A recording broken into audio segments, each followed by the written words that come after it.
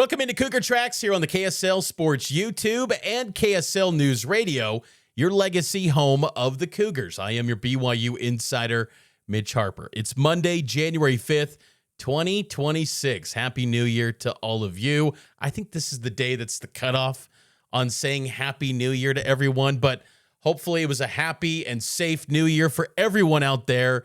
Excited to kick things off with 2026 here on Cougar Tracks. Had a little bit of a break.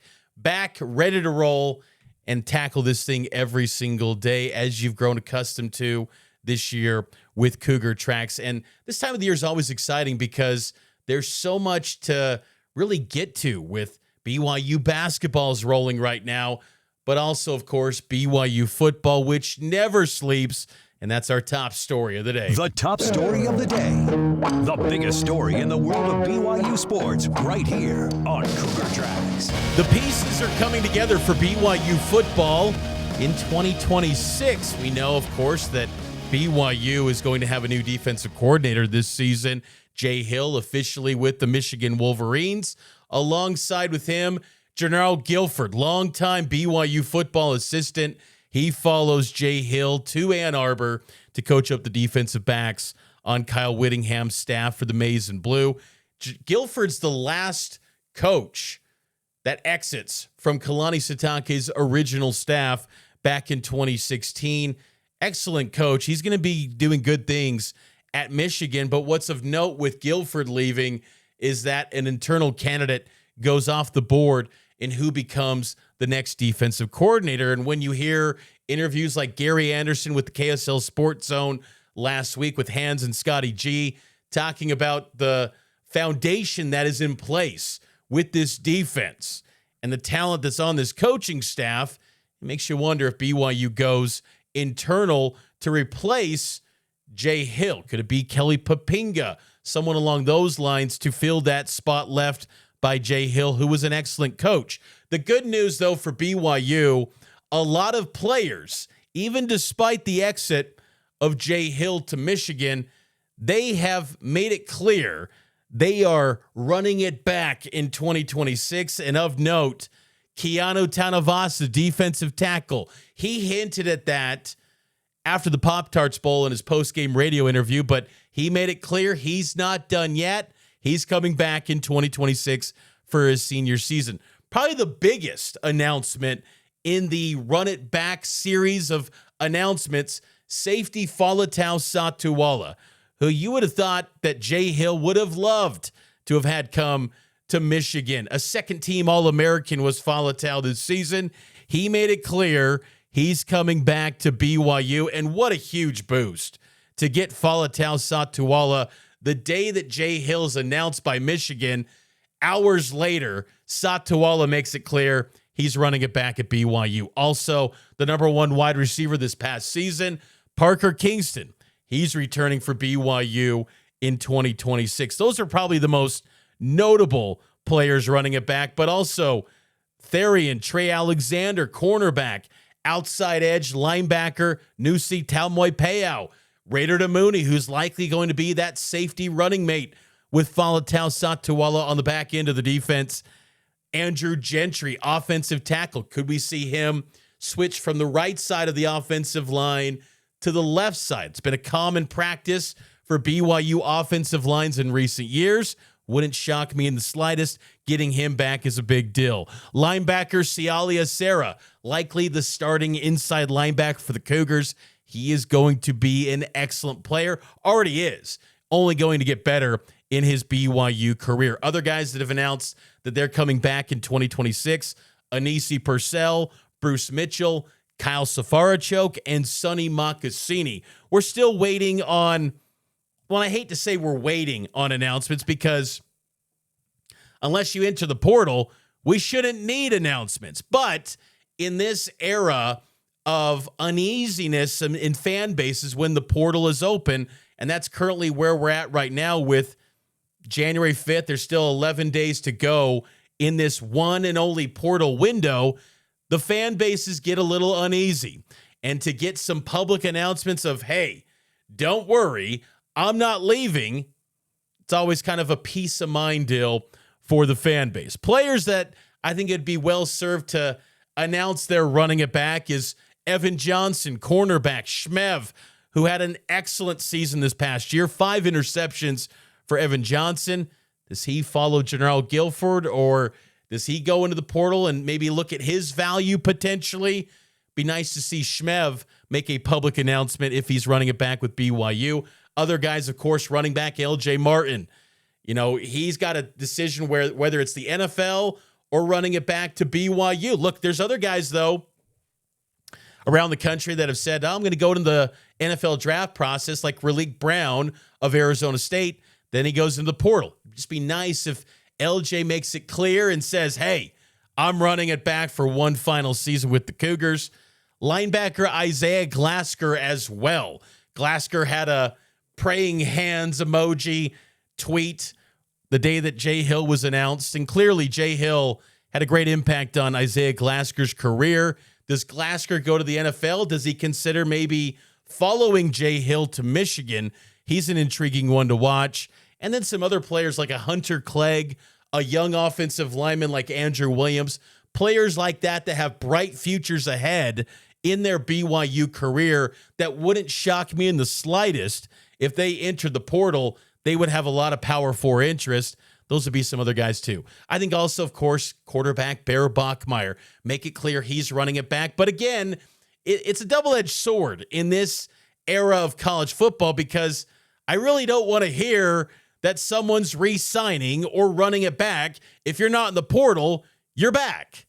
But again, we know that tampering happens clearly in this sport, and there's so much talking taking place, and just again brings peace of mind to fans when they see these notable players announcing they're running it back. And one guy that's not going to be running it back, but he was big time for BYU football, was Tanner Wall. And it was cool to see Tanner at the Sugar Bowl getting honored with the Good Works team down in Louisiana at the Sugar Bowl last week at the college football playoff quarterfinal game, Ole Miss and Georgia. That was a classic.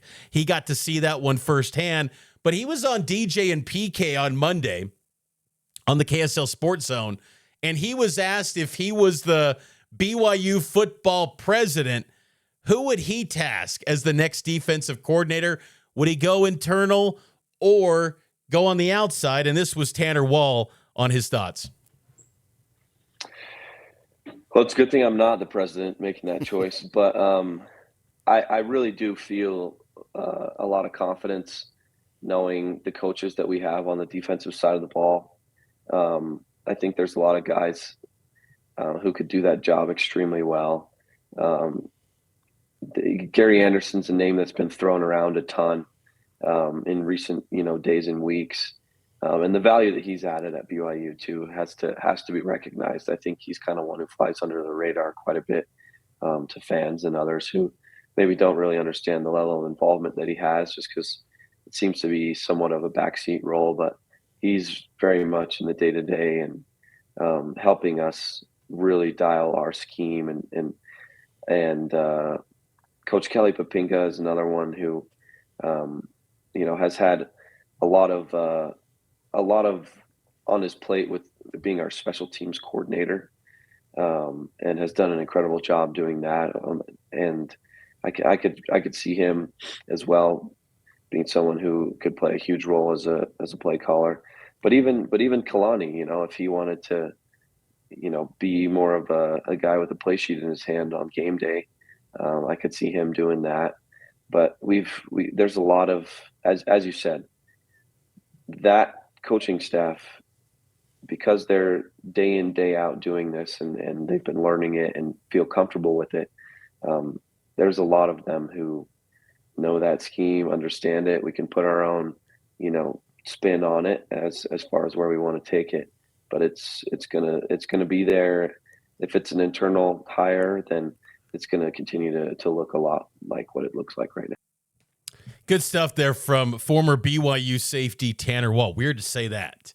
Former BYU safety Tanner Wall. But all of these moves with running it back and the options that Kalani Sitake has in filling that defensive coordinator spot and keeping these guys despite a significant coaching change when a lot of people would say Jay Hill is the brains behind all of the success, it shows that Kalani Sitake is the reason for the culture and why BYU signed that long-term extension with Kalani, why it was so important to hold off Penn State and keep Kalani Sitake in the fold. But a good building block and start for BYU's 2026 offseason. Let's take a break. We'll get to BYU basketball news around the corner as the Cougars start Big 12 playoff with a great win on the road at Kansas State. You're listening to Cougar Tracks.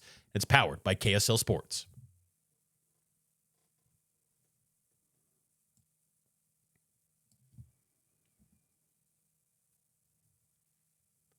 Welcome back into Cougar Tracks here on the KSL Sports YouTube page. Every day, Cougar Tracks is coming to you live with the latest news and analysis and insight into the world of BYU athletics. You can check it out on the KSL Sports YouTube, KSLSports.com, and wherever you get your audio podcasts. Be much appreciated. Start the new year off right. If you're a loyal listener, give a 5-star rating and a review. It would help out the show a ton on all of the audio podcast platforms, and give a thumbs up to this video on YouTube as well. So I wanted to dive into something here, looking back at the 2025 BYU football season.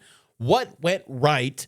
What went wrong? And far too often with how college football off seasons work now, it feels like there's no time to actually breathe and absorb what took place the most recent year. We just start to move into 2026, as you heard in the previous segment, already talking about building blocks for 2026 and beyond. And we don't really unpack what just happened this past season, where BYU had a memorable season, 12-2, reached the Big 12 championship game, won a bowl game in the Pop-Tarts Bowl. It was an outstanding year for BYU. But even in outstanding years, there's always areas where you can improve, but there's also some real highlights as well. And that's why I wanted to break down what went right and what went wrong. What went right?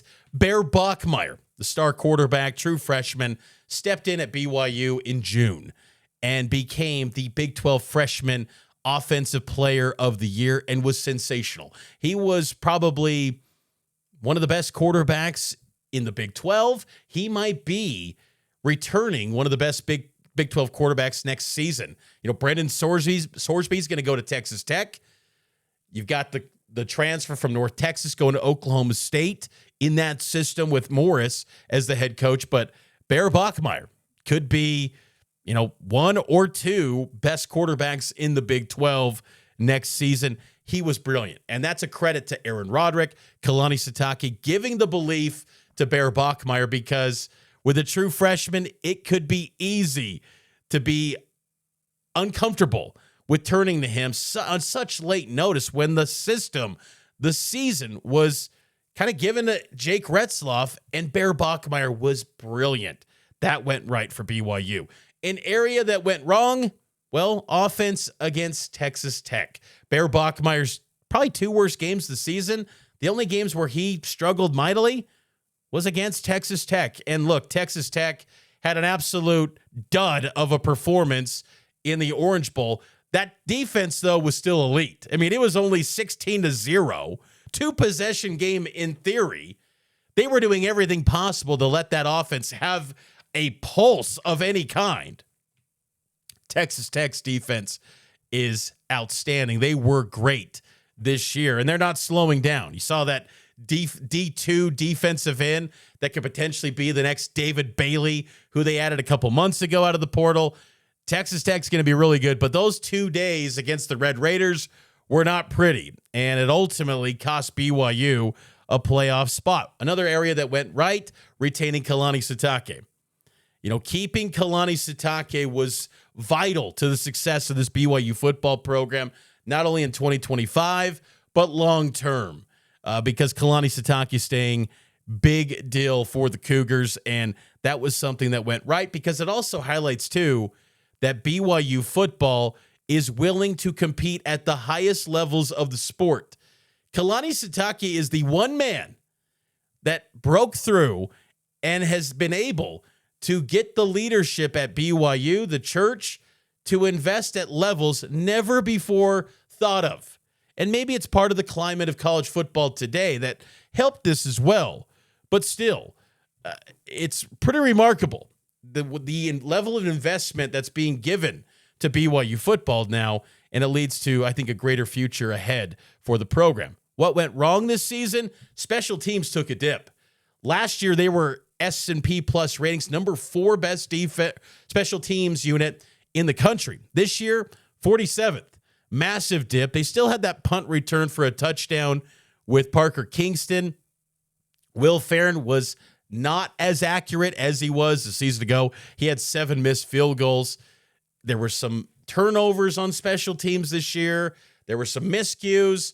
It just wasn't as flawless. I mean, 2024 special teams was brilliant. I mean, they were scoring, felt like every single week that unit was producing points and impact plays for BYU in that 11-win season. That group took a little bit of a step back. What went right? LJ Martin, Big 12 Offensive Player of the Year. What can you say about LJ? I mean, the 9th single season, the 7th highest single season rushing output in BYU football history. He's now 9th in career rushing yards in BYU football history. That's why I would love to see LJ run it back one more year, become truly one of the all-time great running backs in BYU football history. He produced one of the greatest seasons we've ever witnessed by a running back in BYU history when you factor in the competition, the strength of schedule, the week in, week out grind, and that he navigated maybe that pain in the shoulder and still put up some massive numbers. Impressive season for LJ. But if he runs it back, he could become one of the all-time greats in BYU football history. What went wrong? Digging holes for themselves with double-digit deficits.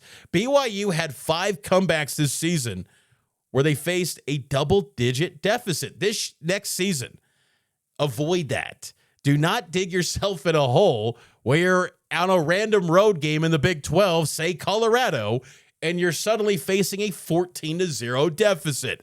That's not the blueprint to winning every single week in this league. Now, it worked. It was okay. 5 wins. They were able to overcome, which is great. But still, that is not a long-term recipe for always winning. I mean, granted, BYU has had a little bit of the Midas touch the past few years, but that's something that's got to get fixed. What went right? The sacks arrived. BYU had 30 sacks this season, good for 61st nationally, an average of 2.14 per game. Now, you hear 61st nationally, you're thinking, that's not that good. That's middle of the road in college football. But considering where it's been, big step in the right direction. Jack Kelly was outstanding. He had 10 of those sacks. First BYU player, as crazy as this sounds, first BYU player since Bronson Kafusi in 2015 to have a double-digit sack season, first in the Kalani Sitake era. It's not a glowing endorsement of the Kalani Sitake era, but someone finally broke through, and that was Jack Kelly. What went wrong? Not winning the Big 12. Look, they exceeded expectations. I didn't expect them to be in the Big 12 championship game when you lose your starting quarterback in the middle of the summer. But still, when you get to that game, the Big 12 title, you got to capitalize. And they missed out on the opportunity. People in the building believed that they could win the Big 12. There was no shortage of belief from the building for BYU. But so in that sense, that went wrong. They didn't win the league. What went right? Final thing, sending Kyle Whittingham out with a 3-game losing streak in the rivalry. How about that? When you think about that, Kyle Whittingham goes off to Ann Arbor, Michigan. And look, he had a lot of wins over at BYU. He had 9 straight, for goodness sake. But BYU sends Whittingham out with a 3-game skid in the rivalry, a game that meant a lot to him. I think that's something you got to highlight and say that went right for BYU. And now I would say Utah fans might get on board and celebrate that too. They don't seem to like the man either anymore. Final timeout. We'll get to the Cougar Stock Exchange next with BYU Basketball as the Cougars move up in the top 25 rankings. It's It's Cougar Tracks here on KSL Sports.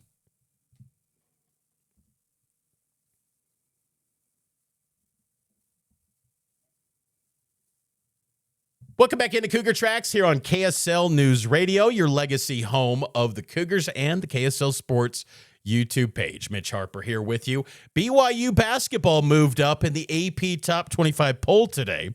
Finally, after weeks being at number 10, they finally move up one spot to number 9 in the AP Top 25 poll, fresh off a victory over Kansas State, 83-73, and that leads us to our Monday staple here on the program, the Cougar Stock Exchange. The Cougar Stock Exchange. What's trending up and what's trending down? It's the Cougar Stock Exchange. So trending up for BYU basketball as the Cougars are now on a 10-game win streak. Longest win streak for BYU hoops since 2011. Special year. It's always fun to reference the season that involved one James Taft Fredette, Jimmer Fredette. But trending up the front court, BYU has 2 legit centers that are rim protectors that can alter shots. Keba Keita, you know about him, and what a performance he had. 11 points, 16 boards in only 27 minutes of action. Keba Keita was everywhere. The man who took over the other 13 minutes, Abdullah Ahmed Bidu, the G League import who joins mid-season. Look, he's still kind of getting his feet under him, the way that he was moving a little bit. I'm sure there's still a case of trying to figure things out offensively and even defensively. But he's got a natural ability to make plays and alter shots. And that is a nice luxury because Keba Keita is so unique in his skill set to even have the thought that you can kind of maintain that level of production with him on the bench. What a luxury for this BYU team. And I think you saw that with Abdullah Ahmed having some success. He had 3 blocks in that win over K-State. Trending up, stronger starts. I thought BYU, a little bit of a slow start. Little bit. I say that lightly, but I thought by all accounts, BYU started pretty well on the road after a long layoff in the holiday break. I thought the slow start concern kind of got erased a bit in that win over Kansas State. Trending down the turnovers, BYU had 19 turnovers in that game against K-State, 7 of which came from AJ Dybantsa. But despite those 7 turnovers, AJ is still trending up, and in large part, too, because of what we're seeing in college basketball.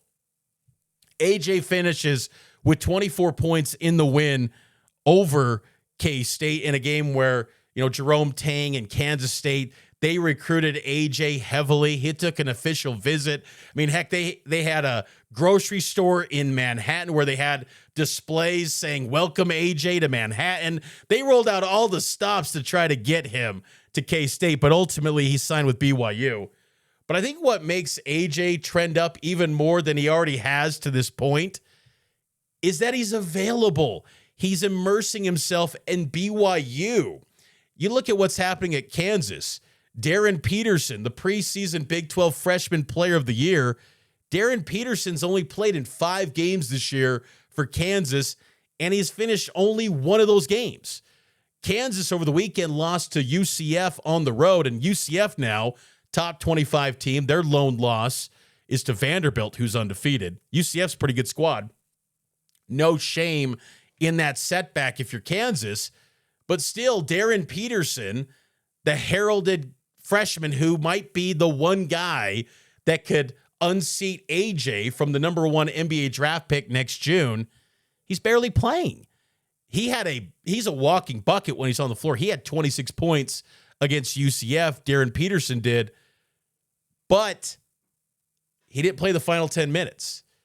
Whether that was due to minutes restriction, hamstring, whatever it is, he's been dealing with a hamstring issue in recent weeks. It's caused him to be unavailable, but I think it's just nice for BYU that they've got a superstar recruit and prospect that is part of the team. And AJ loves to facilitate, and there's not these sideshow distractions. And look, I don't know if it's because of Darren Peterson.